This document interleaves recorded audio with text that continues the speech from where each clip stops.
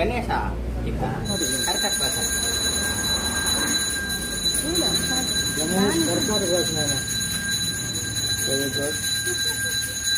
చూడతా చూడండి శాస్త్రం వల్ల మొక్కని దేవుడి మీద టెన్షన్ పడబాక శివ పార్వతులు శివుడాకి సీఎం కూడా బారాడదు తిరి కుటుంబం పార్వతి పరమేశ్వరుడు వినాయకుడు ఇదే ఉండే వాస్తు పేరు రాసి జనవరి 15 నుండి బాగుండాలి కాబట్టి ఆ రోజు పెద్ద పండుగ రోజు మీకు అందుబాటులో ఉండే చోట శివాలయంలో మీ పేరు మీరు కొంచెం అక్షం చేయించుకోనండి